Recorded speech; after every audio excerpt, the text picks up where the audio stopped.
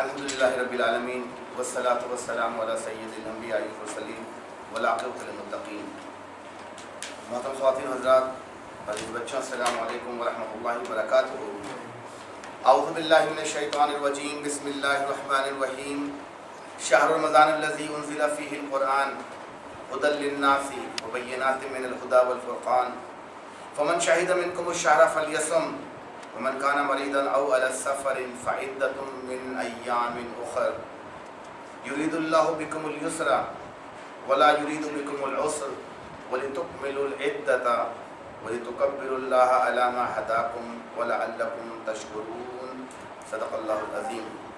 رب اشرح لی صدری ویسر لی امری واحلل عقدۃ من لسانی یفقهوا قولی۔ اللهم الہمنا رشدنا واعذنا من شرور انفسنا، آمین یا رب العالمین۔ اللهم صل علی محمد وعلى آل محمد كما صليت على ابراہیم وعلى آل ابراہیم انك حمید مجید۔ اللهم بارک علی محمد وعلى آل محمد كما بارکت علی ابراہیم وعلى آل ابراہیم انك حمید مجید۔ آج پھر ہمارے تعلیم کی زبان میں ایک چیز استعمال کی جاتی ہے، ارینجمنٹ یا سبسٹیوشن، کہ جب کلاس کا ٹیچر ایبسنٹ ہوتا ہے تو کسی اور ٹیچر کو بھیج دیا جاتا ہے کہ جا کے بچوں کو انگیج کر دو، ذرا ہو سکے تو پڑھا دو اور ان کو انگیج رکھو۔ تو آج محمود صاحب کہیں اور مدعو کیے گئے ہیں، تو انہوں نے درخواست کی تھی کہ میں آپ کے سامنے آ کے کچھ رمضان کے حوالے سے بات رکھوں۔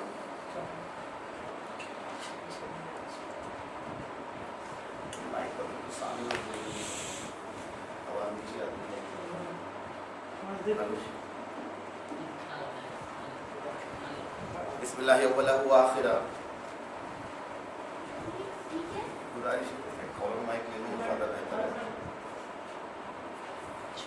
بسم اللہ اولہ و آخرہ۔ تو انشاءاللہ آج رمضان کے حوالے سے کچھ باتیں آپ کے سامنے رکھنے کی کوشش کروں گا۔ سب سے پہلے اپنی نیتیں خالص کر لیں کہ اللہ تعالیٰ ہمیں جب بھی کوئی درس قرآن، درس حدیث یا کوئی بھی دینی محفل میں جانے کی توفیق عطا فرمائے تو ہماری نیت صرف یہ ہو کہ ہماری اصلاح ہو جائے۔ نہیں پھر وہ صحیح وہاں سے آ رہی آواز بس یہ ہے پلس مائنس بچوں میں یہ والی چیز ہے۔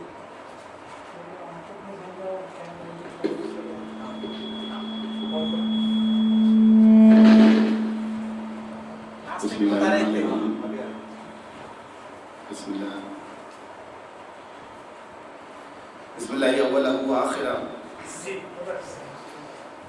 شیطان میں چھوڑے گا تھوڑی وہ تو چاہے گا کہ ایسی باتیں رہیں کہ اللہ کا نام نہ لیا جا سکے۔ تو انشاءاللہ رمضان کے حوالے سے کچھ باتیں سمجھنے کی کوشش کریں گے۔ کچھ چہرے مجھے ایسے نظر آ رہے ہیں کہ وہ پہلے یہ شاید درس سن چکے ہیں، لیکن میں کوشش کروں گا کہ نئے انداز سے بات آپ کے سامنے رکھوں۔ میں نے بھی آپ کے سامنے سورہ بقرہ کی آیت تلاوت کی جو کہ آپ نے اکثر رمضان کے حوالے سے سنی ہوگی۔ انشاءاللہ وہی میرا بیس رہے گا کہ شہر رمضان الذی انزل فیہ القرآن، رمضان وہ مہینہ ہے جس میں اللہ تعالیٰ نے قرآن کو نازل کیا ہے۔ اللہ کی یقیناً حکمت ہوگی کوئی کہ اللہ نے تمام مہینوں میں سے چن کر رمضان کو قرآن کے نازل کرنے کا مہینہ بنایا۔ تو انشاءاللہ وہ حکمت بھی سمجھنے کی کوشش کریں گے قرآن کی آیتوں کے ذریعے اور آپ صلی اللہ علیہ وسلم کی احادیث کے ذریعے۔ رمضان اتنا اہم مہینہ ہے کہ آپ صلی اللہ علیہ وسلم عموماً خطبے بہت کم دیا کرتے تھے۔ آپ کے یا تو عید کا خطبہ ہے یا جمعے کا خطبہ ہے یا بقرہ عید کا خطبہ ہے، لیکن عام طور پہ آپ لوگوں کو جمع کر کے درس قرآن نہیں دیا کرتے تھے جس طرح ہم لوگ دیتے ہیں۔ یہ آپ صلی اللہ علیہ وسلم کی سنت نہیں ہے باید ضرور۔ آپ صلی اللہ علیہ وسلم تو ساتھیوں کے ساتھ بیٹھتے تھے، صحبت میں باتیں ہوتی تھیں اور ڈائلاگ ہوتے تھے۔ جو آیتیں اتری آپ نے بیان کی، صحابہ کے ذہن میں کوئی سوال آیا یا کوئی اشکال آئی آپ نے اس کو بیان کر دی، یا آپ خود ہی کوئی بات بیان کر دیا کرتے تھے۔ طویل خطبے آپ نہیں دیتے تھے، لیکن رمضان کے لیے آپ شعبان کے آخر میں خطبہ ارشاد فرماتے تھے جس میں رمضان کی برکات اور اس کے درمیان ہونے والی چیزوں کے بارے میں تفصیل سے بتاتے تھے۔ وہ انشاءاللہ بیچ میں وہ ٹکڑے آتے رہیں گے اس کے۔ تو سب سے پہلی بات کہ اللہ تعالیٰ نے اس مہینے کو مخصوص فرمایا کہ اسی مہینے میں قرآن کو نازل کرے۔ پھر اللہ تعالیٰ نے اس قرآن کو نازل کرنے کا مقصد بھی بیان کر دیا اسی مہینے میں، ھدی للناس، کہ ہدایت ہے لوگوں کے لیے۔ آپ یہ شاید محمود صاحب سے بھی سن چکے ہوں گے یا مجھ سے سن چکے ہوں گے، کسی سے بھی سن چکے ہوں گے، اعادے کے لیے کہہ رہا ہوں وہ تمام لوگ دنیا میں جو قرآن کو اور دین کو نئے سرے سے سمجھنا چاہ رہے ہیں، تو جو ہمارے مذہبی ٹھیکیدار قسم کے لوگ ہیں جنہوں نے صدیوں سے ایک خاص پیٹرن پہ دین کو ڈھال دیا ہے، وہ اس بات کو پسند نہیں کرتے کہ قرآن کو ہم سمجھ کے پڑھنے کی کوشش کریں. کہتا قرآن کو سمجھنا ہمارے پاس ہو. اور میری مراد شافعی، مالکی، حنبلی، حنفی چاروں سے، میں کسی کو تخصیص نہیں کر رہا ہوں. ہر کسی نے اپنے مسلک کو اپنا ٹھیکہ بنا لیا ہے، ہر ایک کا اپنا ایک سلیبس ہے. کوئی بھی کچھ کہے، سب کا ایک سلیبس ہے. وہ طرز نظامی ہو، وہ درس حدیث ہو، کچھ بھی ہو، وہ خاص سلیبس پڑھا کے علماء کرام خطبہ تیار کرتے ہیں، اور پھر وہ لوگ اس 9 سالہ درس کے باہر نہیں نکلتے. اور ان کے لیے حرام ہے کہ وہ ریسرچ کا کام کریں. دنیا میں ہر چیز پر ریسرچ ہو رہی ہے، ہر چیز کے اوپر. اگر ریسرچ نہیں ہو رہی ہے تو دین پہ نہیں ہو رہی ہے. اس کا مطلب ہم دنیا والوں کو یہ بتا رہے ہیں کہ ہمارا دین جو ریسرچ کے قابل نہیں ہے، یہ جامد قسم کی چیز ہے. اور اسی وجہ سے آج دین دنیا بھر میں بدنام ہو رہا ہے. تو وہ لوگ تو پسند نہیں کریں گے کہ ان کے درس جو کہ وہ ایک درس نظامی کر کے اس کے علاوہ کوئی دین کی بات کرے. تو جب کوئی سیکھنے کی کوشش کرتا ہے، جس میں میں بھی شامل تھا، بڑی ینگ ایج میں مجھے خیال آیا کہ یہ شیعہ سنی کا فرق کیوں ہے. تو بجائے اس کے کہ میں علماء کے پاس جاتا، ظاہر ہے میں کسی سنی کے پاس جاتا، کہتے ہیں وہ تو کافر ہے، بات ہی نہیں کروں ان سے، معاملہ ختم ہو جاتا. میں جا کے جاہلوں کی طرح لائن پہ لگ جاتا اور جا کے باتھ روم میں لکھتا وہ کافر نہ مانے وہ بھی کافر. یا آپ کو پتا ہمارے پاکستان کے باتھ روم میں لکھے، باتھ روم میں ماشاءاللہ انسان اپنے عقیدے کا اظہار کہاں کرتا ہے؟ ٹوائلٹ کے اندر جا کے، کہ فلاں فلاں کافر، جو نہ مانے وہ بھی کافر. تو میں بھی شاید ان میں شامل ہو جاتا، لیکن اللہ نے تھوڑی عقل دی تھی اسٹوڈنٹ میں نے کہا نہیں معلوم تو کریں کہ یہ ہے کیا. میں شاہ کے خلاف کوئی بات نہیں کر رہا ہوں، وہ بھی ایک مسلک ہے، وہ جو سمجھتے ہیں کریں، میں فتویٰ دینے والا کون. بس میں یہ بتا رہا ہوں کہ مجھے بھی خیال آیا کہ یہ الگ کیوں ہے. کہیں یہ تو نہیں کہ یہ صحیح اور ہم غلط ہوں، یہ بھی تو ممکن ہے. ایک تو یہ ہے کہ میں صحیح ہوں یہ غلط ہے، لیکن کیا پتا وہ صحیح نکلے میں مارا جاؤں. تو معلوم کر لیں بہتر. تو جا کے کتابیں پڑھنی شروع کی، اور اللہ کا شکر ہے سب سے پہلی کتاب جو اٹھائی اللہ کا بڑا کرم ہے قرآن شریف. بھی اگر دین معلوم کرنا ہے تو دین کی ٹیکسٹ بک اٹھائیں گے نا. درس حدیث تو دین کی تشریح ہے، تو تشریح تو تب پڑھے گا جب وہ دین کی ٹیکسٹ بک تو اٹھائے. ہاں اس کی ورک بک سمجھ لیں، اس کی آپ ساتھ میں سپلیمنٹ سمجھ لیں، وہ قرآن حدیث ہے، وہ بالکل ضروری ہے. اور اللہ کا بڑا کرم احسان کی پہلی کتاب جو اٹھائی درس قرآن کے لیے وہ بھی مولانا مودودی رحمۃ اللہ علیہ کا تفسیر القرآن تھا. یہ اللہ کا دوسرا کرم ہوا مجھ کو، کیونکہ انہوں نے کم از کم قرآن کو کھول کے کسی تعصب کے بغیر لکھا. تو جب والد صاحب نے دیکھا کہ 18 سال کا تقریباً کہ وہ قرآن شریف کھول کے ترجمہ پڑھ رہا، تو پہلے تو کچھ نہیں کہا، خوش ہو گیا چلو بچہ مسلمان ہو گیا، نماز پڑھ رہا، روزے رکھ رہا ہے، قرآن شریف پڑھ رہا ہے. اچھا میرے گھر والوں کا میں تعارف پر حضور بریلوی تھے پہلے ان کا تعلق، لیکن بڑی حیرت کی بات کہ بریلوی گھر کے اندر مولانا مودودی کی تفہیم القرآن رکھی ہوئی تھی. والد صاحب خود وہ بریلوی مسلک کے قرآن پڑھتے تھے، لیکن تفہیم القرآن رکھی تھی، نکالا نہیں تھا، کھلے ذہن کے مالک. جب انہوں نے دیکھا کہ یہ کچھ زیادہ ہی پڑھنے لگا ہے، پھر میں نے دروس پہ جانا شروع کر دیا، جتنے بھی دروس تھے. اور اس کے ساتھ ایک اور چیز جو شروع کی جو میرے گھر والوں کے لیے شاکنگ تھی، میں نے مجلسوں میں جانا شروع کر دیا. کیونکہ میری جو اسٹڈی کی بنیاد تھی وہ کمپیریٹیو ریلیجن تھا، سنی صحیح ہے کہ شیعہ صحیح ہے. تو سنیوں کے لیے کتاب اٹھا لی. اب شیعوں کی کتابیں پاکستان میں اتنی اویلیبل بھی نہیں ہے، نہ جیب خرچ اجازت دیتی تھی کہ موٹی موٹی اصول کافی، نہج البلاغہ اور مختلف کتابیں خرید کے نام. تو اس کے لیے بیسٹ طریقہ کیا تھا؟ میں جس علاقے میں کراچی میں رہتا تھا وہ گڑھ سمجھا جاتا تھا کہ جہاں مجالس ہوتی تھی، اور پوری کراچی میں جو سب سے بڑا جلوس نکلتا ہے وہ ہمارے علاقے کے قریب آ کے ختم ہوتا تھا. تو وہاں بہت بڑی بڑی مجالس ہوا کرتی تھی. تو 9 دن باقاعدگی کے ساتھ پہلی محرم سے لے کے 9 محرم تک میں نے 9 سال تک مجالس اٹینڈ کی، 9 سال، تاکہ ان کے منہ سے ان کا دین سنے کیا کہتے. پھر کتابیں کہیں سے لی پڑھ لی، ان سے کتابیں مانگ کے پڑھ لی. بہرحال جب وہ کتابیں پڑھی اور جب والد صاحب نے دیکھا کچھ زیادہ ہی انوالو ہو گیا ہے، تو انہوں نے بھی مجھے کہا تھا، باقی میرے کچھ بڑوں نے بھی کہا بیٹا قرآن کو خود نہ پڑھو، بھیگ جاؤ، یہ جو ہے نا علماء کے بغیر نہیں پڑھنا چاہیے، بھیگ جاؤ. اچھا میں ڈرا بھی، میں نے کہا والد صاحب ماشاء اللہ قرآن شریف عرصے سے پڑھے، 5 وقت نمازی ہیں. اور تو جب اور لوگوں نے بھی کہا ٹوکا تو مجھے شبہ تو مجھے ہوا، لیکن ظاہر وقت دماغ نہیں تھا، چھوٹے تھے، پڑھتے رہے، چھپ چھپ کے پڑھتے رہے، درس بھی اٹینڈ کرتے رہے. اب آج اتنے سالوں بعد کچھ پڑھنے کے بعد، کچھ سننے کے بعد، علماء کے ساتھ بیٹھنے کے بعد، ابھی جو میں نے آپ کے سامنے قرآن کی آیت تلاوت کی، کاش مجھے اس وقت کھل جاتی آج سے 30-35 سال پہلے، تو شاید معاملہ کچھ اور ہوتا. قرآن کہتا ہے ہدی للناس، ہدایت ہے لوگوں کے لیے. یہاں نہیں لکھا ہدی للعلماء، یہ ہدایت علماء کے لیے، یا ہدی للمسلمین یا مومنین یا صحابہ کرام یا نبیین، کچھ ہدی للناس، یہ ہدایت ہے لوگوں کے لیے. اگر مسلمین لکھا ہوتا تو بات سمجھ میں آتی کہ بھائی مسلمان ہے، قرآن کا علم نہیں، چلو عالم کے پاس چلتا ہے، وہ مجھے بتائے گا قرآن کیا ہے. بات سمجھ میں آتی. پھر اللہ کہہ رہا ہے ہدی للناس. تو جو کہتا ہے کہ قرآن ہدایت نہیں ہے وہ انڈائریکٹلی یا اس کے دماغ میں یہ بیٹھا ہوا ہے کہ شاید، اللہ معاف کرے بہت بڑا جملہ کر رہا ہوں، شاید اللہ کو نہیں معلوم تھا کہ للناس میں مسلمانوں کے علاوہ بھی لوگ شامل ہوں گے. Chinese, Japanese, Portuguese, Malayalam, Sri Lankan, India کے اندر تو 600 زبانیں ہیں، ان کو سب کو شامل کر لیجیے. پورے افریقہ کی مختلف زبانیں ہیں. کینیا کے اندر میرے ٹیچر ہیں ہمارے، وہ ساتھ ہی رہتے ہیں ہمارے کینیا سے، کہہ لیں کہ ہمارے ملک میں ہر قبیلے کی زبان الگ ہے. تو میں نے کہا کچھ تو ملتی جلتی ہوگی. ہاں کہہ لیں اتنی ملتی جتنی انگلش اور عربی ملتی ہیں آپس میں. انگلش اور اتنی ملتی ہیں آپس میں. وہ اتنی خطرناک جگہ کہ جہاں ایک قبیلے کا آدمی دوسری کا جگہ جائے تو زبانیں نہیں آتی، وہ قبیلے کی پہچان بن جاتا ہے. شہروں میں امک زبان بولی جاتی ہے. جیسے انڈیا کی جو بائنڈنگ زبان ہے وہ سنسکرت نہیں ہے، وہ انگلش ہے. ورنہ ملیالم کیرلا کا بندہ اگر دہلی چلا جائے، وہ آداب لکھنؤ والا، اس کو کیا پتا کیا ہوتا ہے؟ وہ تو اپنی زبان بولے گا جو بھی بولے گا. انڈیا کا بھی یہی حال ہے نا کہ بندہ ایک اسٹیٹ سے دوسری اسٹیٹ چلا فارنر ہو جاتا ہے، کھانا الگ، کپڑے الگ، زبان الگ. پاکستان میں بھی تقریباً یہی صورت حال ہے، لیکن ہماری بائنڈنگ زبان اردو ہے. تو کیا معاذ اللہ اللہ کو نہیں معلوم تھا کہ اس قرآن کو میں عربی میں بھیج رہا ہوں جو چائنیز بھی پڑھے گا، اور چائنیز میں تو عالم نہیں ہوں گے، تو ان کو ہدایت کیسے ملے گی؟ تو اگر ہم یہ سمجھتے ہیں کہ قرآن پڑھ کے بہک جائیں گے تو اس آیت کو قرآن سے نکال دیں. اور 2-3 آیتیں اور بھی ہیں. کتنا بڑا ہم نے قرآن کے ساتھ مذاق کیا ہے، اور کتنی غلط باتیں ہمیں ہمارے بڑے سناتے ہیں کہ خود پڑھو گے تو بہک جاؤ گے. اصل میں انہیں فکر یہ ہوتی ہے خود پڑھو گے تو اپنے باپ دادا کے مسلک پہ نہیں رہو گے، حضور کے مسلک پہ چلے جاؤ گے جس کے بارے میں انہیں شبہ ہے. پتہ نہیں حضور شیعہ تھے کہ سنی تھے، بیعت تھے کہ نہیں معلوم نا.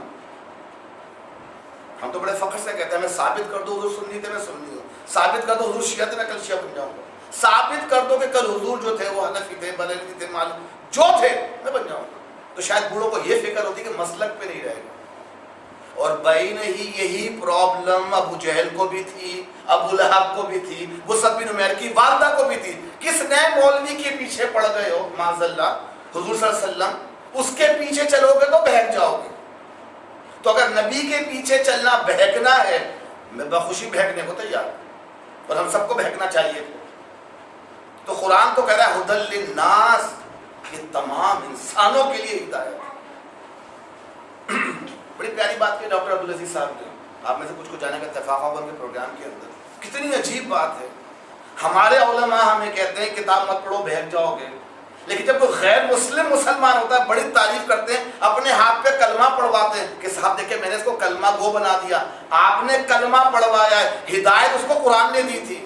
غیر مسلم پڑھے تو ہدایت مل جاتی ہے، وہ مسلمان ہو جاتا ہے. مسلمان پڑھے تو کافر ہو جائے گا.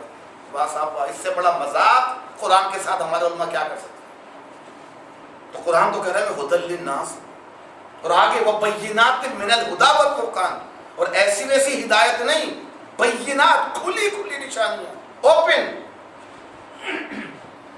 اس میں کھلی ہدایت ہے اور اس میں فرقان، تمیز کر دینے والی چیزیں، فرق کر دینے والی، کیا صحیح ہے کیا غلط ہے، کیا اچھا ہے کیا برا ہے، کیا سچ ہے کیا جھوٹ ہے.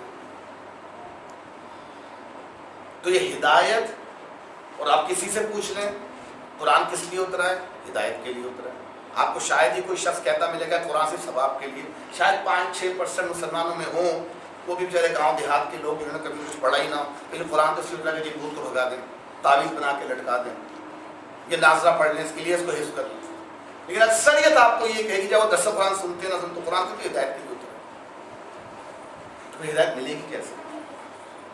وہ پکا پکایا پھل جو بازار سے ہم خرید کے لیے آئیں گے، یا اللہ تعالیٰ ہر گھر میں دروازے بھیجے گا جیسے وہ ڈور ٹو ڈور وہ پیپر لگا کے چلے جاتے ہیں، یا مجھ پہ کوئی وحی اترے گی کہ تم ہدایت دے. اللہ کی ہدایت وہ خالص چیز ہے جو بغیر مانگے نہیں ملے گی، کسی کو بھی نہیں ملے گی سوائے انبیاء کے. کیونکہ اللہ انبیاء کو منتخب فرماتا ہے کہ وہ لوگوں تک جا کے یہ ہدایت نامہ پہنچا دے. لیکن جو لے کر جاتے ہیں ان کے بارے میں بات کرو گے ان کے پاس کیا اختیارات ہوتے ہیں. تو قرآن اترا ہدایت کے لیے. قرآن خود کہتا ہے کہ یہ ہدایت کے لیے ہے. تو ان ھذا القرآن یہدی للتی ہی اقوم، یہ قرآن ہی واحد کتاب ہے جو سیدھا راستہ دکھائے. تو اللہ تعالیٰ نے ہمیں قرآن میں دعا سکھائی ہدایت مانگنے کی سورہ فاتحہ کے اندر، جو کہ اب اگر 5 وقت کی نماز پڑھتے ہوں سنت موقدہ کے ساتھ تو 33 دفعہ دعا مانگتے ہیں اللہ سے، 33 ٹائمز. وہ جو سورہ فاتحہ کا بیچ کا حصہ ہے. پہلے ہم اللہ کے ہدایت مانگنے سے پہلے ہم کہتے ہیں ایاک نعبد، اللہ ہم تیری عبادت کرتے ہیں یا کریں گے. نعبدو کے دونوں معنی ہیں. عربی میں جو آپ نے چھوٹا موٹا کورس کیا ہوگا اگر ڈاکٹر صاحب کا ہی، فعل مضارع حال کا بھی صیغہ ہے فیوچر کا بھی صیغہ ہے. ایاک نعبد، یہ اللہ ہم تیری عبادت کرتے ہیں یا کریں گے. اور اللہ تیری عبادت کرنا آسان نہیں ہے. وہ عبادت جو دین میں ہے، وہ 4 عبادات نہیں، نماز روزہ زکوٰۃ حج، وہ عبادات میں شامل ہیں، وہ عبادات نہیں ہیں، عبادات کا حصہ ہیں. اپنی زندگی کی ہر سانس، اپنی زندگی کا ہر قدم اللہ اور اس کے رسول کے مطابق اٹھانا یہ عبادت ہے. یہ عبادت ہے. جو کام بھی کریں، اگر میں کماتا ہوں اور نیت میری ہو کہ میں اس لیے کما رہا ہوں کہ اللہ نے حکم دیا کہ کما کے اپنے گھر والوں کی حفاظت کرو، میرا کمانا میری عبادت ہے. اگر بازار سامان لینے جاتا ہوں جائز طریقے سے، جائز چیزیں خریدتا ہوں، جائز مال سے خریدتا ہوں اس لیے کہ اللہ نے کہا ہے اپنے گھر والوں کی ضروریات کا خیال رکھو، میرا بازار جانا عبادت ہو جائے. یہاں تک کہ میں باتھ روم جاتا ہوں الٹا پیر پہلے رکھتا ہوں، دعا پڑھتا ہوں، جا کے بیٹھتا ہوں، قبلے کی طرف منہ نہیں کرتا، استنجا نبی کے طریقے کے مطابق کرتا ہوں، باہر نکل کے سیدھا پاؤں رکھ کے غفرانہ کا کہتا ہوں. اگر یہ سارا کام میں نے نبی کے طریقے کے مطابق کیا، یہ کام بھی میری عبادت ہے. یہ عبادت کا تصور ایک ایک لمحہ. اس لیے قرآن نے بھی تو کہا نا حتی یعبد اللہ حتی یأتی الیقین، اللہ کی عبادت کرو یہاں تک کہ تمہیں یقین آ جائے. اور یقین کب آئے گا؟ جب ملک الموت ہماری روح نکالنے آئیں گے تب یقین ہوگا کہ عبادت ہوئی کہ نہیں. اس وقت تک عبادت کرتے رہو. تو اللہ ایاک نستعین، اس عبادت کے لیے مدد بھی تجھ سے مانگتے ہیں اور مانگیں گے. آسان کام نہیں. قدم قدم پہ اللہ مانگنا سکھا رہا ہے. اس کے بعد اللہ سے ہمیں دعا سکھاتا ہے اہدنا الصراط المستقیم، یہ اللہ مجھے سیدھے راستے کی ہدایت کر. یہ ہم دعا مانگتے ہیں. اور دعا مانگنے کے بعد اکثر مسلمان ایک تو کچھ پتہ ہی نہیں مانگ کیا رہے ہیں. وہ آپ نے سنا وہ ڈاکٹر عبدالعزیز سے بھی مختلف درس میں سن چکے ہیں. وہ جو ہماری نمازوں کی رفتار ہے وہ ہم جانتے ہیں. 2 منٹ میں 4 رکعتیں پڑھ کے فارغ ہو جاتے ہیں. یہ اللہ کے لیے ٹائم ہے ہمارے پاس 2 منٹ کے اندر. اور پڑھنے والوں کو نہیں پتا ہوتا کہ پڑھ کیا رہا ہے تو اس کو کیا پتا کیا مانگے. لیکن جو سمجھ کے مانگتے بھی ہیں اہدنا الصراط المستقیم، اب وہ شاید انتظار کرتے چونکہ میں نے دعا مانگ لی ہے تو کوئی پارسل آئے گا، کوئی وحی اترے گی، کچھ ہوگا، کوئی دھماکہ سا ہوگا، میں صبح اٹھوں گا ہدایت یافتہ ہو جاؤں گا. اور ایسا ہوتا نہیں.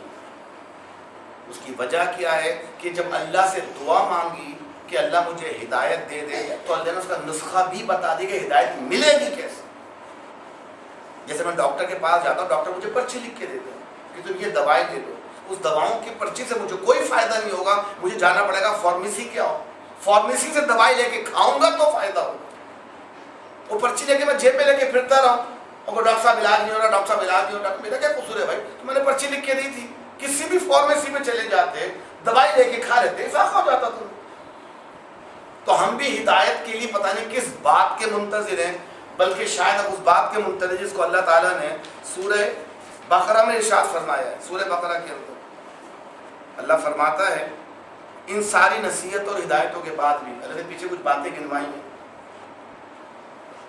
کہ اللہ نے تمہیں ہدایتیں بھیجی، تمہیں بتایا یہ صحیح ہے غلط ہے، تو ان ہدایت کے باوجود بھی لوگ سیدھے نہ ہوں تو کیا اب وہ اس بات کے منتظر ہیں کہ اللہ خود بادلوں کے چتر لگائے اور فرشتوں کے ساتھ سامنے موجود ہو اور فیصلہ کر ڈالا جائے؟ ہم اس بات کے منتظر ہیں کہ میں اہدنا الصراط المستقیم کہوں تو یا تو مسجد کی چھت جو وہ کھل جائے، وہاں سے فرشتہ اترے، جی آپ نے دعا مانگی تھی اللہ نے قبول کر لیا، آپ کی دعا لیجیے آپ کو ہدایت دیتا ہوں. اور اس بات کے انتظار میں انسان مر جاتا ہے. اللہ تو قرآن میں کہہ رہا ہے کہ دیکھو اگر تمہیں ہدایت چاہیے تو اس کے لیے تعالیٰ فرماتا ہے، خود قرآن کے اندر فرماتا ہے کہ تمہارے لیے جو ہدایت ہے، جو ہم نے صراط مستقیم مانگی تھی، سورہ انعام میں اللہ کہتا ہے 2 آیتوں کے بعد میں آخری آیت کا آخری ٹکڑا سنا رہا ہوں آپ کو تاکہ ذہن میں تجسس پیدا ہو. اللہ فرماتا ہے وَأَنَّ هَذَا صِرَاطِي مُسْتَقِيمًا. بندے نے کہا اہدنا الصراط المستقیم، اے اللہ مجھے صراط مستقیم کی ہدایت دے. اللہ کہتا ہے وَأَنَّ هَذَا صِرَاطِي مُسْتَقِيمًا، بے شک یہ ہے وہ میرا سیدھا راستہ. آپ نے اکثر فلموں میں، ڈراموں میں یا کبھی ناول میں کچھ سینٹینسز دیکھے ہوں گے جو بڑے تجسس والے ہوتے ہیں، اوپر ڈاٹ ڈاٹ ڈاٹ لگے تو بعد میں پورا ناول خرید لیتے ہیں ہوا کیا تھا، یا وہ ایپیسوڈ آتی ہے نا کہ نیکسٹ ایپیسوڈ کی کچھ جھلکی دکھا دیتے ہیں. ہماری ماشاءاللہ مائیں بہنیں خاص طور پہ ڈرامے زیادہ تر وہی دیکھتی ہیں، پورا ہفتہ انتظار کرتی ہیں کہ وہ کیا دکھانے والے تھے. چند جھلکیاں جو دکھا دی تھی تجسس بیدار ہو جاتے ہیں. اچھی بات ہے، اللہ نے بھی تجسس بیدار کیا. وَأَنَّ هَذَا صِرَاطِي مُسْتَقِيمًا کہہ کر میں خاموش ہو جاؤں تو کوئی نہ کوئی سوچے گا یہ ہے کہ جو اللہ نے کہا قرآن میں اِنَّ هَذَا صِرَاطِي مُسْتَقِيمًا، اگر عربی آتی ہو تو جس کا رونا ڈاکٹر کو اس طرح ہو کے گئے. تو یہ اللہ تعالیٰ فرما رہا ہے کہ سیدھا راستہ ہے کیا. اس سے پہلے کی 2 آیتوں میں اللہ تعالیٰ نے 9 چیزیں گنوائی ہیں، اور یہی 9 چیزیں سورہ بنی اسرائیل میں 14 کی شکل میں موجود ہیں. تھوڑی اور ڈیٹیل بھی آ گئی.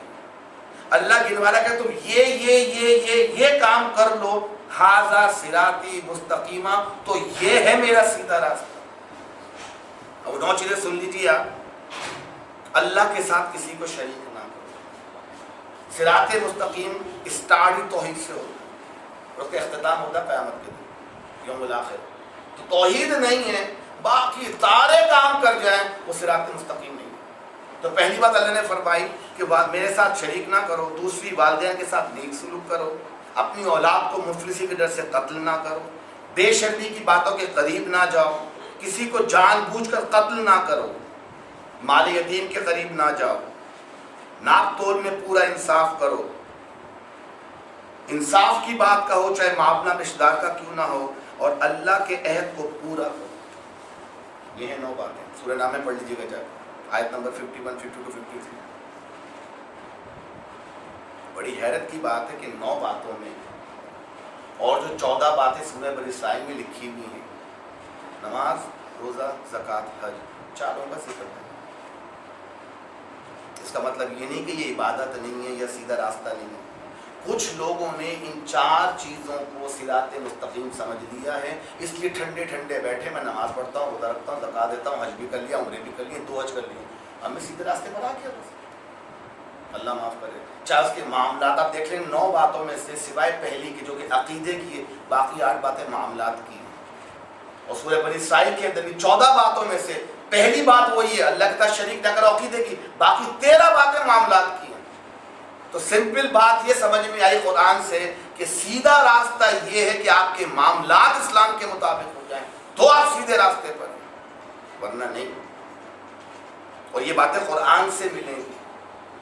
لیکن ہم ہدایت مانگنے کے بعد ہاتھ توڑ کے بیٹھ جاتے ہیں، پیر توڑ کے بیٹھ، اوپر سے کوئی بات آئے گی تو آگے ہمیں کچھ نہیں کرنا ہے. تو قرآن ہی ہدایت دے گا. اور اسی کے لیے قرآن کی آیت ہے کہ قرآن ہی وہ کتاب ہے یہدی للتی ہی اقوم، جو بالکل سیدھے راستے کی ہدایت دیتی ہے. ہدایت دے گا کون؟ ہم شاید سمجھتے کوئی چلے، کچھ لوگ، باقی لوگوں تو ماشاء اللہ باہر ہوتا ہے ہدایت بھی اللہ ہی دے گا، لیکن کچھ جو قرآن سے دور ہیں، نبی کی سیرت سے دور ہیں، ان کے اپنے کچھ گمان ہیں جس پر چلے جا رہے ہیں. ہدایت کون دے گا؟ کوئی پیر ولی دے دے گا، کوئی چلے دے دیں گے، کوئی اذکار دے دیں گے، فلاں کی درگاہ پہ جاؤں گا تو مجھے مل جائے گی، فلاں چادر چڑھا دوں گا تو ہدایت مل جائے گی. آپ اندازہ کیجئے قرآن نے 2 جگہ خاص طور پہ نبی پاک کو مخاطب کر کے فرمایا، نبی پاک کو مخاطب کر کے کہ جو قرآن لے کر آئے تھے اور قرآن لوگوں کے سامنے رکھنے آئے تھے، اور قرآن میں ہدایت موجود تھی. تو نبی کا کام پہنچا دینا، کھول کر بیان کر دینا، عمل کر کے دکھا دینا تھا. ہدایت دینا نبی کا کام نہیں تھا. اور قرآن میں 2 جگہ لکھا ہوا ہے کہ اے نبی، ہدایت کون دے گا؟ اللہ فرماتا ہے سورہ بقرہ کے اندر لیس علیک ھداھم، اے نبی آپ پر لوگوں کو ہدایت دینے کی ذمہ داری نہیں ڈالی گئی.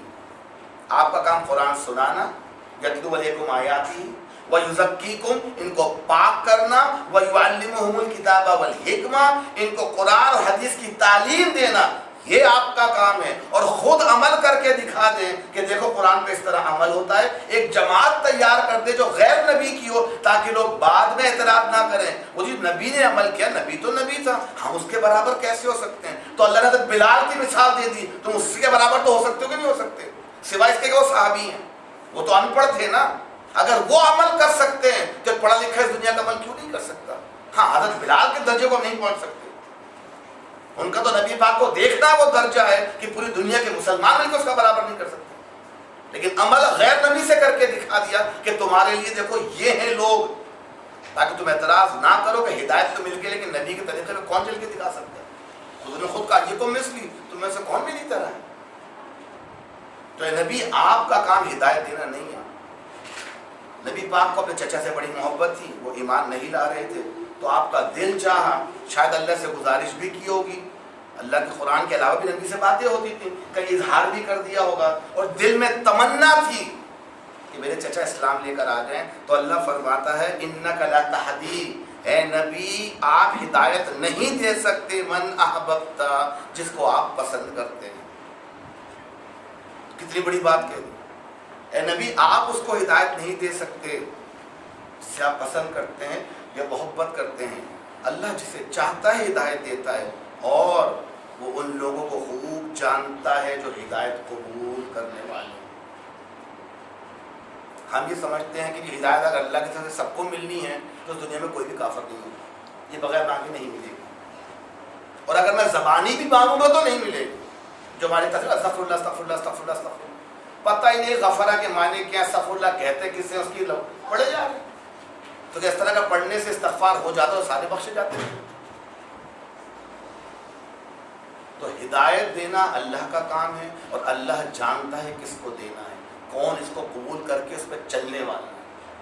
قرآن تو ابو جہل نے بھی سنا تھا، 3 راتوں تک سنا تھا. ایک طرح سے 3 روزہ تراویح پڑھی تھی، ہاتھ نہیں باندھے تھے، نماز کی حالت میں نہیں تھا، لیکن صبح رات سے لے کے صبح تک حضور جو قرآن پڑھتے تھے ہماری طرح نہیں پڑھتے تھے کہ 2 منٹ میں پوری نماز.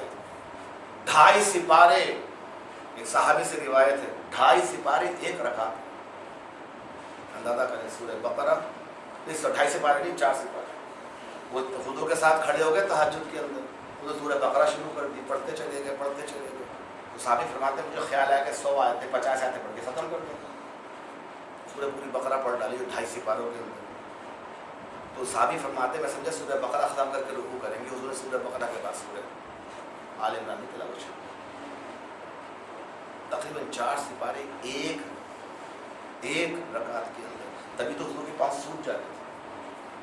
اور اسی حضور بیٹھ کے ہمارے جب لوگ، آپ نے اکثر ایک عجیب سی نماز پڑھتے لوگوں کو دیکھا ہوگا، اچھے کٹے صحت مند ہیں ماشاء اللہ، 4 رکعت نماز سننا، 4 رکعت نماز فرض، ظہر کی 2 رکعت تشہد کھڑے ہو کے پڑھتے ہیں، 2 نفل بیٹھ کے پڑھتے ہیں، اور عجیب انداز سے رکوع کرتے ہیں. وہ آج تک مجھے بھی سمجھ میں نہیں ہے، میں نے پڑھی ہے، حدیث میں کہیں لکھا ہے.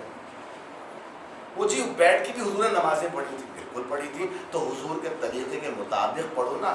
4 سپارے پڑھتے تھے تو بیٹھتے تھے. تم قل واللہ بیٹھ کے پڑھتے ہو، قل واللہ میں بیٹھ کے پڑھتے ہو. حضور 4 سپارے پڑھتے تھے، پاؤں پہ ورم آتا تھا تو بیٹھ جاتے تھے، لیکن رکوع کھڑے ہو کے کرتے تھے. وہ ہمارے طرح گھٹنوں پہ ہاتھ رکھ کے جو ہم رکوع کرتے ہیں، پوری حدیث میں اس کا ذکر نہیں کرتا تو میری معلومات کیا ہوتا ہے. حضور رکوع کھڑے ہو کے کرتے تھے، سجدہ مکمل کرتے تھے. تو ایسی نماز ہے. تو ہدایت دینا بھی اللہ کا کام، کسی اور کا نہیں، اور اللہ جانتا ہے کس کو ہدایت دینی ہے. اب ایک اور بات آگے چلیے کہ اب ہدایت اگر مل جائے تو ہمیں معلوم کیسے ہو کہ ہم ہدایت پر ہیں؟ کہ ذرا اللہ تو آئے گا نہیں، قرآن بھی میں نے پڑھ لیا، چلے اللہ نے ہمت دے دی، لیکن اب جو کر رہا ہوں کہ میں واقعی جو کام کر رہا ہوں وہ صحیح ہے بھی کہ نہیں ہے. کیونکہ ترجمے تو ہزاروں قسم میں، عربی تو ہمیں آتی نہیں، ہم کسی کا ترجمہ ہی تو پڑھیں گے نا. اب جس کا ترجمہ اٹھائیں گے وہ اپنے طریقے کی بات رکھے گا سامنے. میں ایک کتاب کا مطالعہ کر رہا تھا، مبدل سندھی صاحب کی کتاب ہے بڑی مشہور، قرآن کی مطالعہ کیسے کیا جائے. اس میں ایک اعتراض کیا تھا علماء کے اوپر، جس کی وجہ سے ان کو دارالعلوم دیوبند سے نکال دیا گیا تھا. مولانا مبدل سندھی صاحب کو نیشنل نمال تحریک چلائی تھی جب پاکستان ہندوستان الگ نہیں ہوا تھا. انہوں نے اعتراض یہ کیا تھا کہ ہم لوگوں کو تفسیر کیوں پڑھاتے ہیں، قرآن کیوں نہیں پڑھاتے. پہلے قرآن پڑھائیے، اس کو حضور کے مطابق سمجھائیے، اس کے بعد تفسیر پڑھائیے. مدرسوں میں تفسیر ہی پڑھائیے، تفسیر جلالین، تفسیر بیضاوی، تفسیر ابن کثیر کو پڑھائی جاتی ہے. اب جس نے تفسیر لکھی ہے وہ انسان ہے، کتنا ہی بڑا عالم کیوں نہ ہو، اور ہر انسان کی کچھ پسند ناپسند ہوتی ہیں، تو جب تفسیر لکھنے بیٹھتا ہے تو اس کے ذہن میں جو دین کا آئیڈیا آتا ہے، جو بھی آ جائے وہ اس پہ فوکس کر کے تفسیر لکھتا ہے۔ اور خود نے مثال دی ایک صاحب کی، وہ نام ان کو بھی لکھا تھا، مجھے کتاب میں یاد نہیں ان کا نام، کہ لوگوں نے وہ عربی گرامر جو صرف و نحو کہتے ہیں عربی کے اندر، اس سے بڑی رغبت تھی ان صاحب کو، عالم دین کو بڑی رغبت تھی، ان کا پسندیدہ موضوع بھی شاید ہوگا، جسے آج ہم انگلش زبان میں لنگوسٹک کہہ سکتے ہیں، وہ لنگوسٹ تھے وہ صاحب، بہت بڑے پائے وہ سب مفسر، دیندار عالم بھی تھے، لیکن وہ لنگوسٹ تھے، ان کو زبان کے جو بنانا اور ترکیبیں اس کے وہ بڑا مزہ بھی آتا تھا، تو انہیں پورے قرآن کی تفسیر صرف و نحو کی بنیاد پہ لکھی، اور صرف بسم اللہ کے پڑھنے اور اس کی تفسیر 3000 طریقے لکھے۔ اب ایک عام آدمی کو اس سے کیا بس کہ بسم اللہ کو 3000 دفعہ کیسے پڑھا جا سکتا ہے یا کیسے لکھا جا سکتا ہے، یا 3000 مفاہیم کہاں سے آ گئے، مطلب کہاں سے آ گئے۔ تو ہدایت کا معیار لوگوں کی تفاسیر نہیں ہو سکتی، ہدایت کا معیار قرآن خود بتا رہا ہے۔ قرآن کہتا ہے کہ فَإِنْ آمِنُوا، اے نبی ان سے کہہ دیجیے اگر یہ ایمان لائیں، کس طرح بَمِثْلِ مَا آمَنْتُمْ بِهِ، جس طرح آپ ایمان لائے تھے، فَقَدْ اهْتَدَوْا، تو ہدایت پر ہے، ورنہ نہیں۔ یعنی اس طرح ایمان لائے، اس طرح عمل کر کے دکھائیں نبی جس طرح آپ نے کیا تھا، تو ہدایت پر ہے، ورنہ نہیں ہے۔ تو اب مجھے کیا معلوم، ایک عام پبلک کو کیا معلوم نبی کیا کرتے تھے؟ ہمیں یہ معلوم ہے کہ بغداد والے کیا کرتے تھے، ہمیں یہ معلوم ہے کہ اجمیر والے کیا کرتے تھے، لاہور والے کیا کرتے تھے، پنڈی والے کیا کرتے تھے، یہ سب ہمیں معلوم ہے۔ بغداد والے کے بارے میں مشہور ہے، بہت بڑے ولی اللہ ہیں، ہم ان کی بے عزتی کرنے کا سوچ بھی نہیں سکتے، ان کے واقعات کو میں بالکل نہیں مانتا، اور میں اللہ کو جواب دے رہا ہوں، آپ مانیں نہ مانیں آپ کی مرضی، کیونکہ وہ واقعات اگر پڑھ لوں تو صحابہ ان کے پیر کی دھول معلوم ہوتے ہیں، صحابہ ان کے پیر کی دھول معلوم ہوتے ہیں، جو کہ میں سیٹ نہیں کر سکتا۔ جو کرتا ہے کرے، اپنے دین کا جواب اپنے مرنے کے بعد دینا۔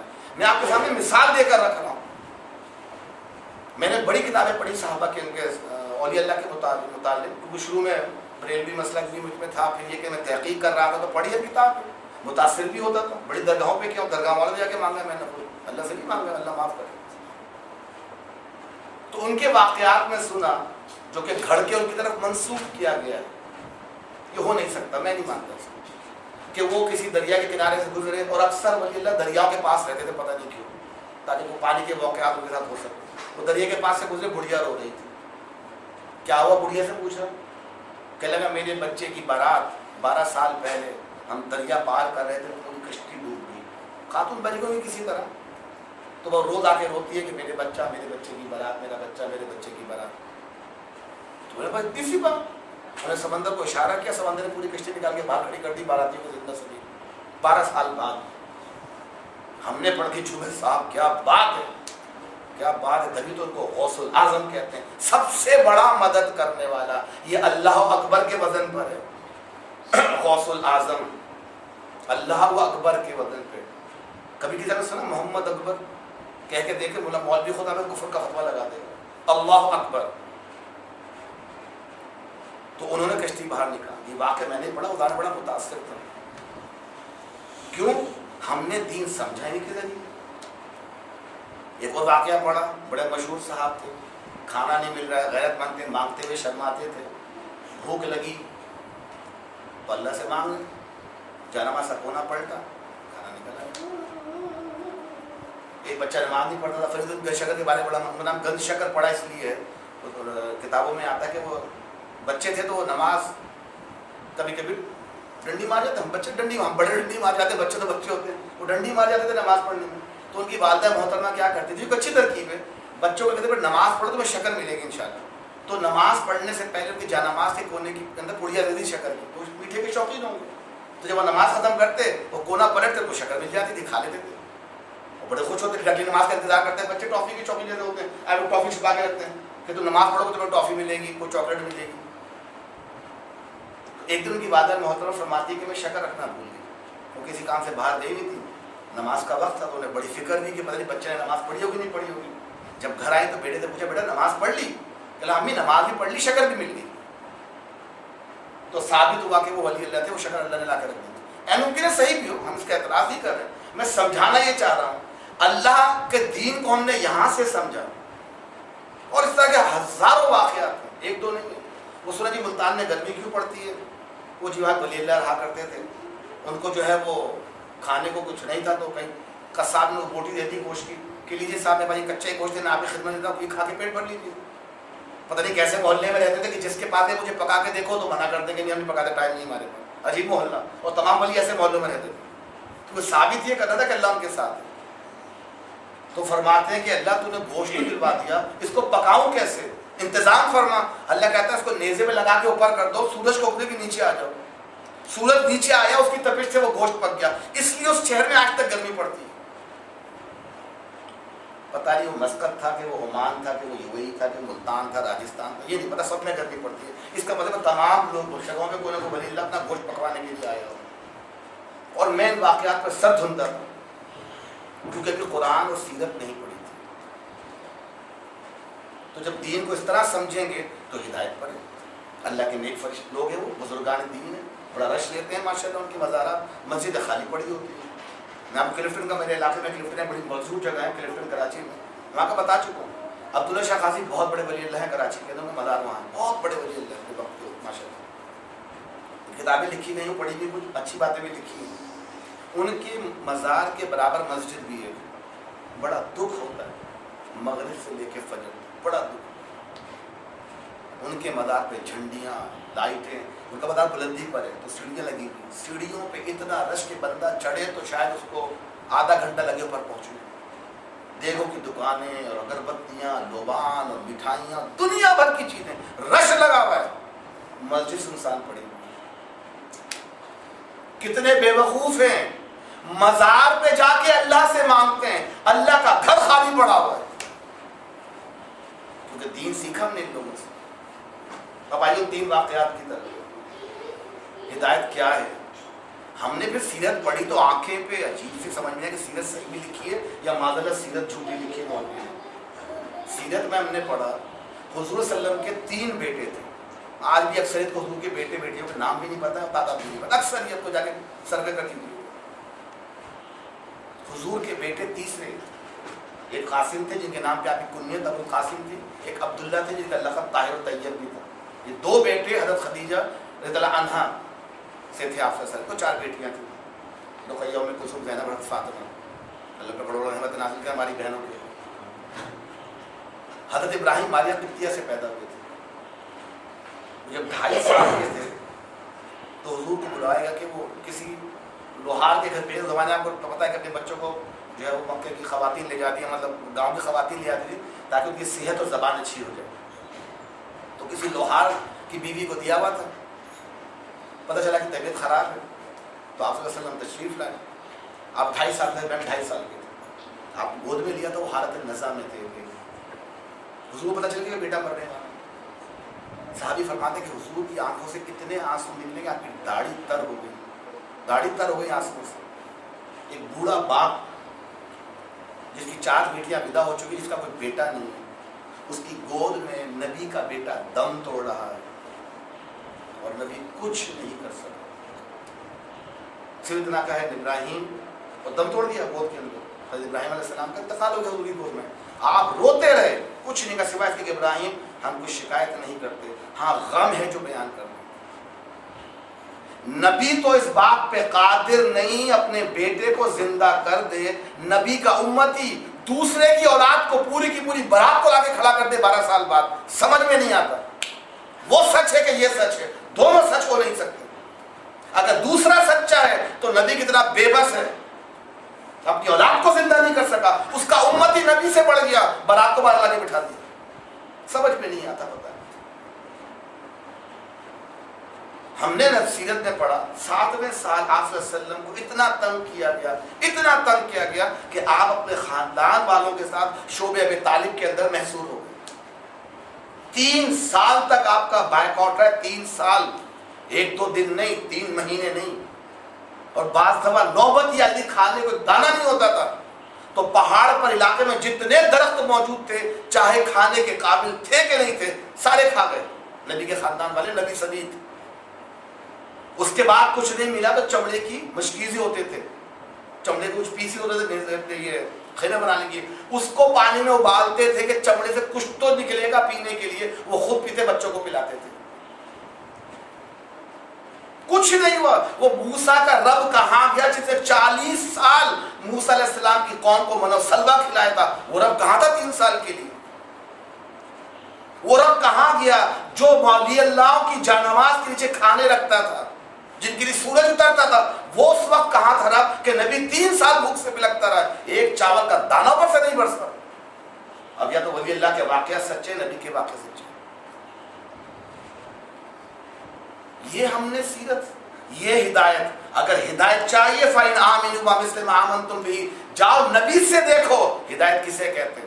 نبی نے خوشی کے موقع پر کیا کیا، نبی نے غم کے موقع پر کیا کیا، نبی نے عید پر کیا کیا، رمضان میں کیا کیا، بچے کی پیدائش پہ کیا کیا، شادی پر کیا کیا. جا کے وہاں سے معلوم کرو. نہیں ہم تو یہ معلوم کریں گے کہ جو مہندی کب ہوتی ہے، مانیو کب ہوتا ہے، اپٹن کب ہوتا ہے، سہرا کیا ہوتا ہے، ہم تو اس میں لگے ہوئے. تیجا کیا ہوتا ہے، 40واں کیا ہوتی ہے، جمعرات کیا ہوتی ہے، برسی کیا ہوتی ہے، ہم تو اس میں لگے ہوئے. اور ہم سمجھتے ہیں ہدایت کے اوپر. نہیں، ہدایت چاہیے نبی. تو قرآن کو سمجھنے کے لیے اگر سیرت نہیں پڑھی چاند سیدھے بہک جائیں گے. قرآن کی ہدایات کو اللہ نے اپنے اندر رکھ کے طریقہ نبی کا بتایا. کتاب اور حکمت کی تعلیم کو جو قرآن میں ذکر ہے، علماء فرماتے ہیں کتاب سے مراد الکتاب اور حکمت سے مراد حضور کی سیرت ہے، ان کی حدیث ہے. اب یہ سب باتیں ہدایت کی ہم نے سمجھ لی نا.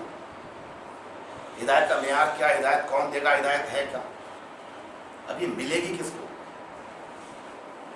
تو قرآن میں ہی آیت ہے سورہ بقرہ کی جس کا خاص رمضان سے تعلق ہے. اللہ فرماتا ہے قرآن جو ہے یہ ہدایت ہے للمتقین. پہلے اللہ نے کہا ہدی للناس، تمام جہان والوں کے لیے ہدایت ہے. لیکن تمام جہان والے مسلمان تو نہیں ہوئے نا، اس لیے کہ وہ متقین نہیں تھے. متقین کا ایک اچھی طرح سمجھے، لمبا درس دیا سکتا ہے کہ وہ الگ بات ہے. متقی وہ نہیں ہوتا جو صرف لمبی داڑیاں ہو، امامہ پہنا اور ابھی بولتا ہوں 5 وقت کا نمازی اور روزہ حج، یہ متقی نہیں ہے. اگر یہ ہوتا تو قرآن سے مسلمانوں کے لیے ہوتا، اور مسلمانوں میں بھی متقیوں کے لیے ہوتا. تو ہدی للناس کہاں گئے؟ یہودیوں میں تو متقی، پھر ہم تو نہیں سمجھتے نا کوئی ہے یہودی متقی کیسے ہو جائے گا، کافر متقی کیسے ہو جائے گا، وہ تو کافر ہے. یہاں جو قرآن تقوی کی بات کر رہا ہے کہ جس کے بھی دل میں اللہ سے بچنا، یعنی اللہ کی ناراضگی سے بچنے کا خوف ہو یا آخرت کا کسی معنی میں بھی ایمان موجود ہو، اس کے لیے ہدایت ہے. ہدی للمتقین، ہدایت ان کے لیے کہ جو اللہ سے، اللہ کے خوف سے بچنا چاہتے ہو، اللہ کے عذاب سے بچنا چاہتے ہیں، ان کو ہدایت ملے گی. اور آج جو دنیا میں لوگ اسلام قبول کر رہے ہیں، یہ مثال ہے اس بات کی کہ وہ متقی ہیں. ایمان لیا ہے نا، ہدی للمتقین ہو گئے نا. ان کے دل میں تمنا تھی. مجھے کل کوئی ویڈیو دکھا رہا تھا مجھے میرا دوست، 500 لوگوں نے ایک ساتھ، 500 لوگوں نے کینیا کے اندر سے کسی افریقہ کی جگہ کلمہ شہادت پڑھا ہے. اس سے پہلے مسلمان تو نہیں تھے نا. قرآن کہتا متقی تھے. اگر متقی نہ ہوتے ہیں ہدایت نہیں ملتی. تو متقی ہونے کا وہ مطلب نہیں جو ہم نے سمجھا ہے. متقی وہ جو قرآن بتا رہا ہے، جو کلمہ پڑھ کے مسلمان ہو جائے متقی ہے. قرآن کہہ رہا ہے ہدی للمتقین، ہدایت ہے متقیوں کے لیے. اب سارے غیر مسلم اگر ان کے دل میں تمنا موجود ہے، اللہ ان کو ہدایت پہنچا دے گا. ہم چاہے دے نہ دیں، ہم نہیں دیں گے، ہم گناہ گار ہوں گے. کیوں نہیں پہنچائیں تک بات؟ اللہ اپنے دین کو پہنچا دے گا. ہمارا محتاج نہیں، ہم نہیں اٹھیں گے، اللہ کسی اور کو اٹھا دے گا. جب دنیا میں علماء نے کام کرنا بند کر دیا دین کا اصل، تو اللہ نے ڈاکٹر اٹھانے شروع کر دیے. Doctor Zakir Naik medical doctor, doctor Israr Ahmed medical doctor, doctor Abdul Aziz PhD doctor. وہ کوئی عالم دین نہیں ہے، ڈاکٹر عالم دین نہیں تھے، لیکن قرآن کی فکر تھی، دین کی فکر تھی، پہنچانے کی فکر تھی. اللہ نے ان کو عروج دے دیا. آج شاید کسی ڈھنگ کے عالم کو دنیا جانتی ہو نہ جانتی ہو، ڈاکٹر ذاکر نائک کا نام سب جانتے ہیں. مسلمان ہو غیر مسلم سب جانتے ہیں ان کا نام.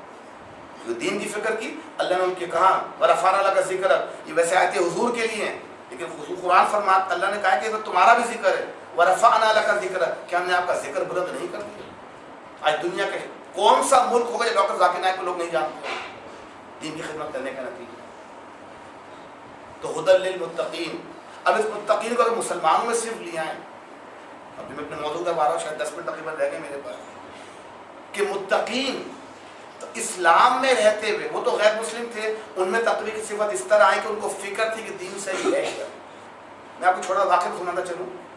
ایک خاتون سے ملنے کا تھا، وہ نئی نئی مسلمان بھی تھیں، اس لیے ہم لوگ ریفیوجی کیمپ میں گئے ہوئے تھے، وہاں تو اس سے ملاقات بھی، پتہ چلا کہ ماشاء اللہ مسلمان ہو گئی ہیں۔ تو اس میں تجسس آیا کہ مسلمان کیسے ہوئی؟ تو اسے میں نے پوچھا کیا مسلمان کیسے ہو گئی؟ یعنی کہ میرے شوہر جو تھے لبنانی مسلمان تھے، انہوں نے مجھ سے شادی کر لی کیونکہ میں جتنی تھی، ہماری جائز شادی پہلے کتاب سے۔ وہ ذرا لبرل قسم کے لبنانی مسلمان تھے اور یہ خاتون ذرا کٹر عیسائی تھی۔ مسلمان کے گھر میں بائبل اسٹڈیز ہوتی، مسلمان کے گھر میں بائبل اسٹڈیز ہوتی۔ تو پھر ایک دن ان کے دوست، ان کے شوہر کے دوست آئے تو ان کو بڑی حیرت ہوئی کہ مسلمان کے گھر میں بائبل اسٹڈیز کا کورس ہو رہا ہے، قرآن کا نہیں ہو رہا ہے۔ تو انہوں نے خاتون کو بلا کے پوچھا، کہا کہ سسٹر اچھی بات ہے کہ آپ قرآن پڑھ رہی ہیں اور سوری درس کر رہی ہیں، کبھی قرآن پڑھ کے آپ نے دیکھا؟ اس کو بھی دیکھ لی، جہاں کا اتنا شوق ہے کتابیں پڑھنے کا، یہ بھی اللہ کی کتاب ہے۔ وہ کہتی میں نے کتاب لی، پڑھنا شروع کی انگلش میں، مجھے بڑی حیرت ہوئی کہ اس میں تو ساری باتیں وہ لکھی جو ہماری بائبل میں لکھی ہیں سوائے چند باتوں کی۔ میں بڑی کنفیوز بھی ہوئی۔ تو میں 3 دن تک بڑی پریشان رہی، میری طبیعت خراب ہو گئی۔ ایک رات کو میں باہر نکلی، گیلری میں تھی، میں نے دعا کی، اے بائبل اور قرآن کے رب، اس نے بتایا صحیح کون ہے؟ میں بڑی پریشان ہوں، مجھے نہیں پتا تیرا راستہ کون سا ہے، بائبل ہے کہ قرآن ہے؟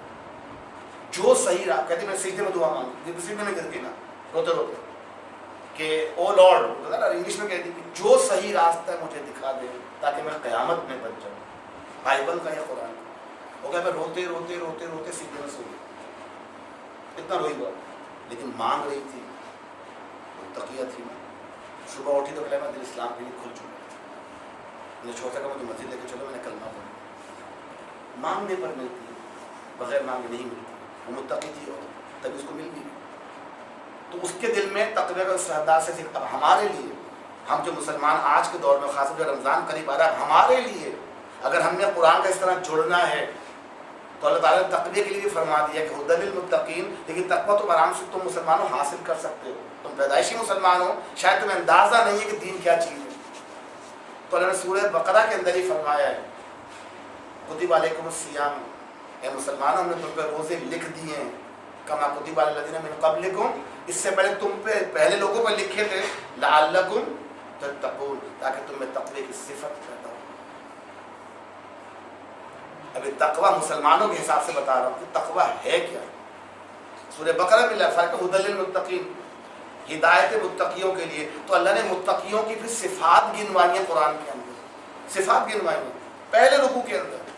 ہدی للمتقین الذین، یہ ہدایت ہے متقیوں کے لیے، وہ لوگ، یعنی متقی وہ لوگ ہیں، یؤمنون بالغیب، اللہ پر غیب میں ایمان لے کر آتے ہیں۔ پہلی شرط یہ ہے تقوی کی کہ تم اللہ کو غیب میں مانو کہ اللہ کو تم دیکھ نہیں سکتے لیکن وہ تمہیں دیکھ رہا ہے، اور اس کا احساس رکھ کے دنیا میں زندہ رہو۔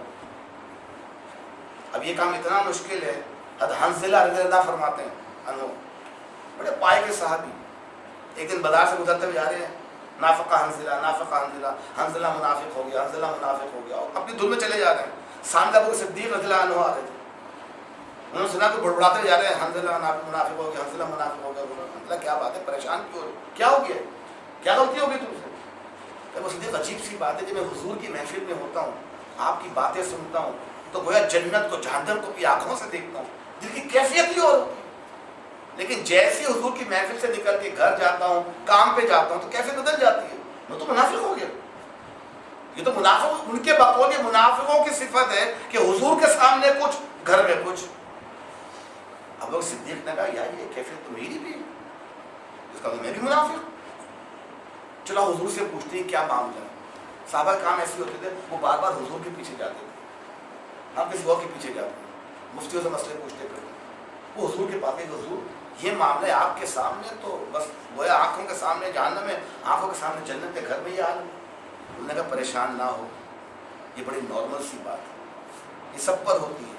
اگر تم پر وہی کیفیت گھر میں طاری رہے جو میرے سامنے ہوتی ہے تو فرشتے تم سے سڑک پر آ کے سب کے سامنے ہاتھ ملائیں گے، تم اس درجے میں پہنچ جاؤ گے کہ سب کے سامنے فرشتے اتریں گے اور تم سے ہاتھ ملائیں گے۔ یہ ناممکن ہے، تو پریشان نہ ہو، یہ منافقت نہیں ہے۔ تو اللہ کو غیب میں مان کر، جنت کو غیب میں مان کر اس کی تمنا کرنا، جہنم کی آگ کو غیب میں مان کر اس سے بچنے کی توقع کرنا، یہ غیب کی بات ہے، یہ آسان نہیں ہے۔ تو اللہ نے پہ کیا پیارا کرم کیا ہے اپنے آپ کو منوانے کا، مسلمانوں کو بھی، کافروں کو تو کسی اور انداز سے منا ہوا تھا، وہ تو مانتے نہیں اللہ کو، لیکن مسلمان جو اللہ کو غیب میں مانتے ہیں لیکن 11 مہینے کر نہیں پاتے ہیں، کچھ غلط کام کر رہے ہیں، معلوم اللہ دیکھ رہا ہے، پھر بھی کرے جا رہے ہیں۔ ہم سب سے کتنے دن میں ایسے کام ہو جاتے ہیں جو ہم اچھی طرح جانتے ہیں یہ اللہ کے طریقے کے مطابق نہیں ہے، ہم پھر بھی کر جاتے ہیں، کیونکہ یقین نہیں ہوتا نا کہ اللہ دیکھ رہا ہے، وہ شیطان وسوسے ڈالتا رہتا ہے۔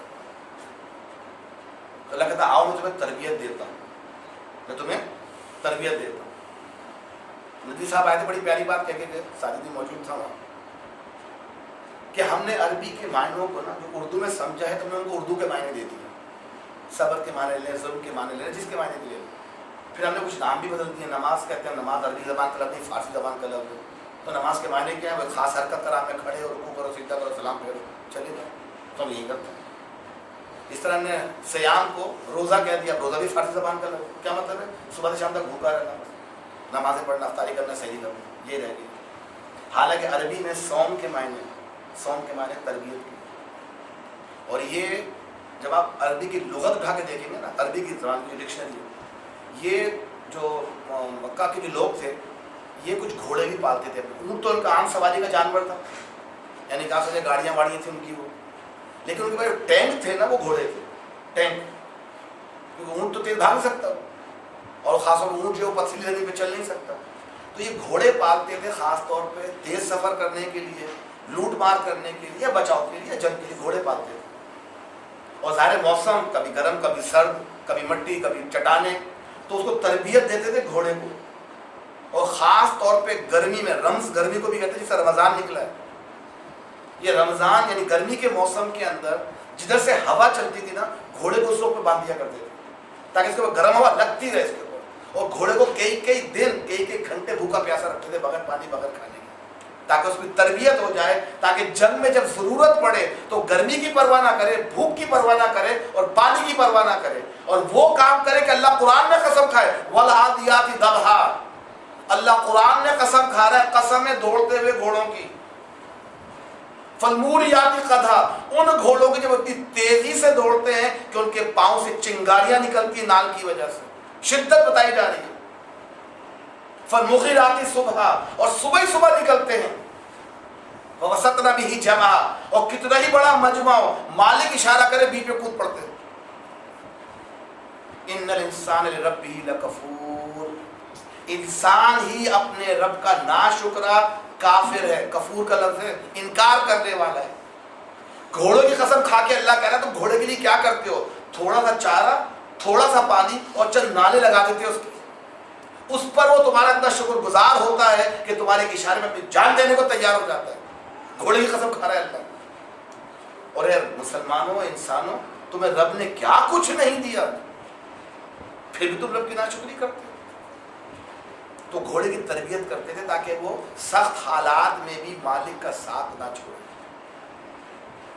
اللہ نے وہی تربیت صوم مسلمانوں پر رکھی، کوئی بھوکا پیاسا رکھے، یہ تربیت ہے۔ بھوکا پیاسا رہنا مقصد نہیں ہے روزے کا، مقصد یہ کہ مسلمانوں تم اندازہ تو کرو، جس رب کو تم کل تک غیب میں ماننے پہ ذرا ہچکچاہٹ کا شکار تھے، بھول جاتے تھے، تم اندازہ تو کرو پہلا روزہ، پہلی سحری، اور وہ شخص جس نے پورے 11 مہینے نماز نہیں پڑھی، اللہ کو بھولا بیٹھا تھا، مانتا تھا اللہ ہے، نماز پڑھنے نہیں جاتا تھا، روزے زکوٰۃ نہیں دیتا تھا یا قرآن نہیں پڑھتا تھا، لیکن رمضان میں روزے رکھ لیتا ہے۔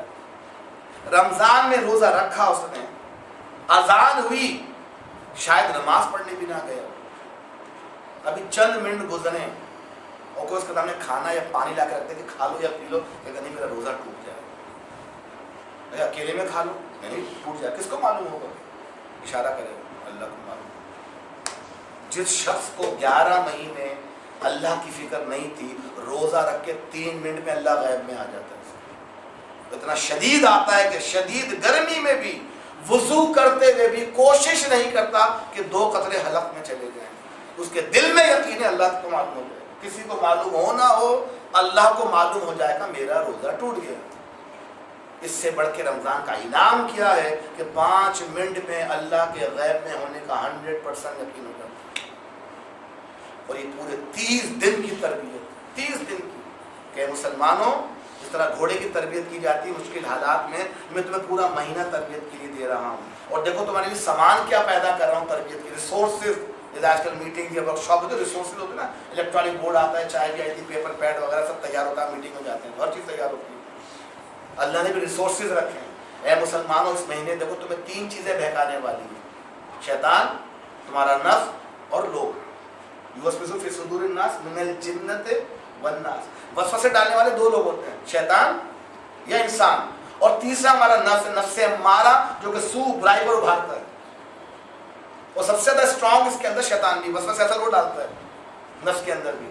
اللہ کہتا ہے تمہاری ٹریننگ کا انتظام کرتا ہوں تقوی کے لیے، اپنے اوپر ایمان لانے کے لیے میں شیطان کو قید کر دیتا ہوں. پابند سلاسل کر دیے جاتے ہیں شیطان.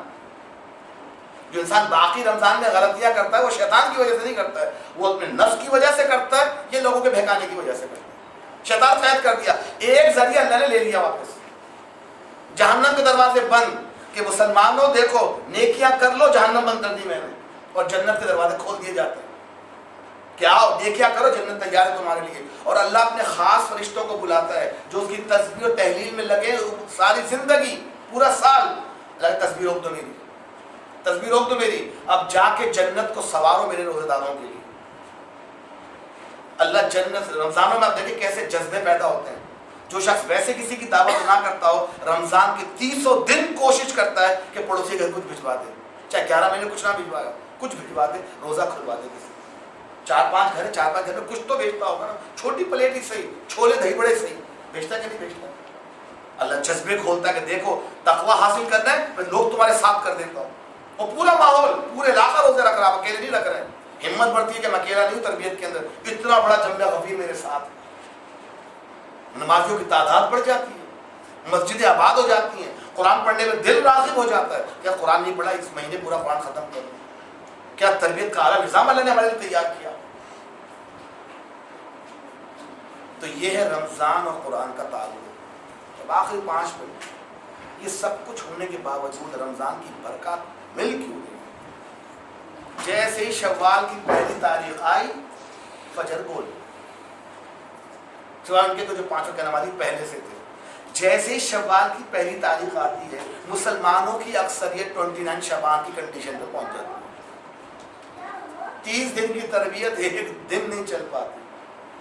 معذرت اس میں رمضان کا قصور نہیں ہے، اس میں قرآن کا قصور نہیں ہے، اس میں اللہ کا قصور نہیں ہے، سارا قصور میرا ہے کہ میں نے اس مہینے جتنے سکے جمع کیے تھے نیکیوں کے، وہ سارے کے سارے آہستہ آہستہ میں خود ہی کیش کراتا رہتا ہوں. جو اللہ میں ڈیویڈنڈ دیتا ہے نا، سرٹیفکیٹ کہ تم جنت کے لیے رکھ لو، یہ جنت میں کیش ہوں گے، ہم اس کو اس کے دنیا میں کیش کرانا شروع کر دیتے ہیں. خاص طور پہ آخری 10 دن. وہ آخری 10 دن کس لیے ہیں؟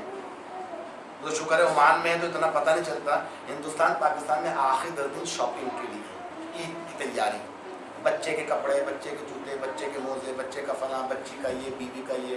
اور چاند رات کو تو خاص طور پہ جب کل صبح عید ہے وہ بڑے بزی تھا، تو کوئی دوپٹہ رہ گیا، کوئی دوپٹہ رنگنا رہ گیا، کسی کی ٹکائی رہ گئی، کوئی کرتے کی ترپائی رہ گئی، وہ سب جلدی جلدی ہو جائے. بھاگ شور بھاگ رہا پاگلوں کی طرح، بیوی بھاگ رہی کہ صبح کی تیاری کر لوں. ہوتا کہ نہیں ہوتا؟ حالانکہ اس کو یوم الجائزہ، لیلۃ الجائزہ کہا گیا ہے. آخری رات کو رمضان کی لیلۃ الجائزہ، کہ جائزہ لو 29 دن کیسے گزرے، کچھ حاصل ہوا کہ کھو دیا.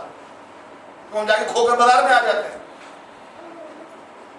اللہ نے فرمایا آخری رات کے لیے کہ جس طرح مزدور کو دن بھر کام کرنے کے بعد شام کو اس کی اجرت دے دی جاتی ہے، رمضان کی آخری رات لیلۃ الجائزہ اور لیلۃ الپگار، ہماری تنخواہ کا دن ہے کہ تم نے 30 دن یہ کیا تھا، ایک آخری رات اور عبادت کر لو تاکہ جتنا لیا تھا محفوظ ہو جائے. ہم میں سے اکثر کی اکثریت جا کے ضائع کر دیں. ہمارے ملک میں نئے نئے فتنے کھڑے ہو گئے، ہندوستان کا مجھے پتہ نہیں ہے. 3 روزہ تراویح آپ نے شاید سنا ہوگا. 3 روزہ تراویح وہ ہے کیا؟ وہ جی بزنس مین کے لیے. ویسے تو کہتے ہیں سبحان ربی العالی، سبحان ربی العظیم، دن میں پتہ نہیں کتنی بار رکوع سجدے میں کہتے ہیں، 9 بار ایک رکعت میں کہتے ہیں سبحان ربی، پاک ہے میرا رب، کوئی نقص نہیں ہے اس کے اندر، کوئی خرابی، کوئی ڈیفالٹ نہیں ہے اس کے اندر. ہر کوئی کہتا ہے چاہے ذکر کرتا ہو نہ کرتا ہو، 5 وقت کا نماز بھی تو کم از کم ایک رکعت میں 9 دفعہ، تو 4 رکعتوں میں 36 دفعہ. آپ دیکھ لیں کتنی رکعتیں پڑھتے ہیں، 33 رکعتیں پڑھتے ہیں. 33 ملٹیپلائی بائی 9. سبحان ربی، میرا رب پاک ہے، کوئی نقص نہیں ہے، کوئی نقص نہیں ہے. لیکن جیسی طاق رات آتی ہے کہ اللہ میاں یہ کیا کمانے کے دن تھے، آپ نے جاگنے کو بلا دیا، میرا کاروبار بندہ ہو گیا، نقص نکلنا شروع ہو گیا اللہ کے اندر. ابھی کیا کہہ رہا ہے سبحان ربی، یہ اللہ ہی تو آخرت کمانے کی ہے، آپ نے کیا یہ تراویح وراویح، گاہک نہیں آتا ہے میرا. اللہ کی رزاقی میں کیڑے نکالنا شروع ہو جاتا ہے وہ، اگر 10 دن بزنس نہیں کروں گا میرا سال نہیں چلے گا. تو مولوی کے پاس کہ مولوی لے 10,000 روپے کو طریقہ نکال دے کہ بچ جاؤں، پھر کوئی مسئلہ نہیں ہے. اللہ کے رسول نے اور حضرت عمر نے کہا نا 20 تراویح پڑھنی ہے، قرآن ختم کرنا ہے، دنوں کا تو نہیں کہا تھا نا. 20 پڑھیں گے، قرآن ختم کریں گے، 3 دن میں کر لیتے. کام پورا ہو گیا کہ نہیں ہو گیا؟ پورا قرآن بھی پڑھ لیا، 20 رکعتیں بھی پڑھ لی، 3 دن میں فارغ، 27 دن کب آ رہے جاتے. یہ رمضان قرآن کے حوالے سے اترا تھا، ہم نے اس کو لگا دیا دین پہ. روزہ رکھ کر آ رہا ہے وہ صبح سے شام تک، افطاری بھی کرا رہا ہے دکان کے باہر 50 لوگوں کو فری کے اندر، کیونکہ جتنا ثواب اس کے روزہ داروں کو ملے گا اتنا مجھے بھی ملے گا. لیکن رات کو سب کھوٹا کر دیا اپنا اس نے تراویح چھوڑ کے. اور کہاں سن کر آیا آپ نے کبھی تراویح؟ میں نے سنی، اللہ معاف کرے. بڑے بڑے ٹینٹ لگتے تمام اب تو ہم لوگ آنے لگے سارے، سب کہتے تراویح پڑھ لی 3 دن کے اندر، 27 دن کے لیے فارغ رمضان کے اندر. پھر کرتے گئے جو بسکت ہوتا ہے ماشاء اللہ ہماری کرکٹ میچ ہوتا ہے ادھر، رمضان ٹورنامنٹ. اللہ نے رمضان اس لیے اتارا تھا کہ پاکستانی، ہندوستانی، بنگلہ دیشی مسلمان کرکٹ کھیلے پاکستان ملک کے اندر، اس لیے اترا تھا رمضان. جا کے دیکھ لیجیے گا آپ. ہر رمضان میں ہوتا ہے، پہلے تو دسمبر میں ہوتا تھا، موسم اچھا ہوتا ہے، اب گرمی میں ہوتا ہے. تراویح وراویح کے وہ پیچھے بیٹھا رہا، مولوی چیخ رہا ہے تراویح کے لیے، کوئی نہیں جاتا. یہ حال ہے اس وقت. تو پھر روزوں کا اثر کیسے ظاہر ہو؟ تو ایک بار پھر دعا کریں، پھر نیک اپنی اصلاح کی کوشش کریں.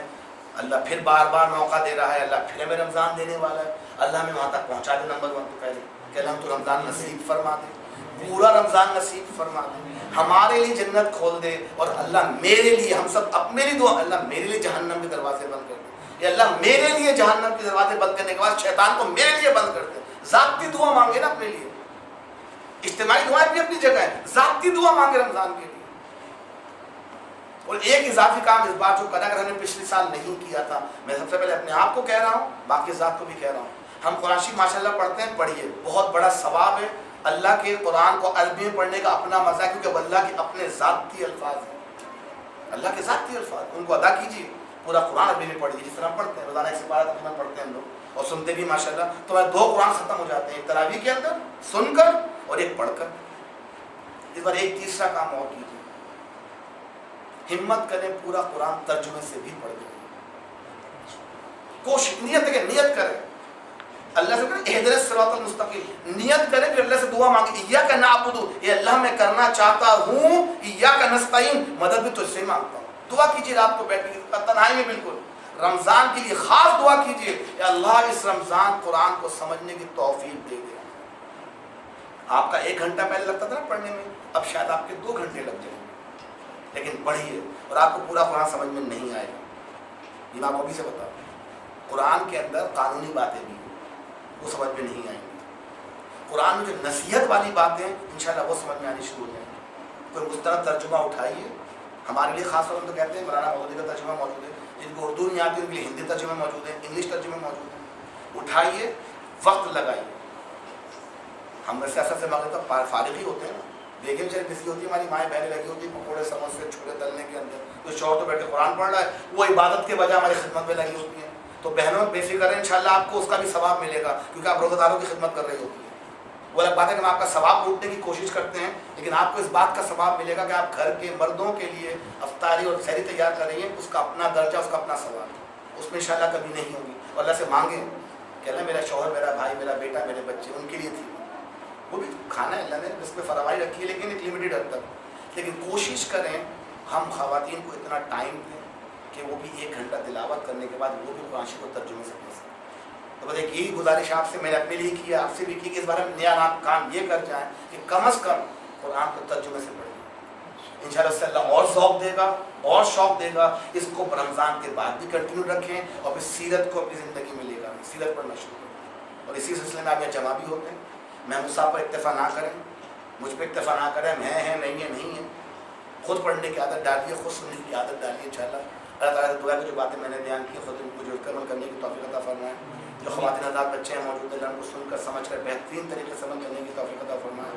اے اللہ رمضان کو ہمارے لیے بہترین رمضان بنا دے. اے اللہ رمضان نے ہمیں اپنی اصلاح کرنے کی توفیق عطا فرما دے. یا اللہ وہ توبہ کرنے کی توفیق عطا فرما دے کہ ہم جہنم کی آگ سے بچ جائیں اور اپنے آپ کو جنت میں مستحق بنا لیں. وآخر دعوانا الحمدللہ رب العالمین. الحمدللہ رب العالمین والصلاۃ والسلام علی سید الانبیاء والمرسلین والعاقبۃ للمتقین. الحمدللہ الذی ہدانا لہذا وما كنا لنهتدی لولا ان هدانا اللہ. اللهم ارنا الحق حقا وارزقنا اتباعه وارنا الباطل باطلا وارزقنا اجتنابه. اللهم اعنا على ذکرک وشکرک وحسن عبادتک. سبحان ربک رب العزة عما یصفون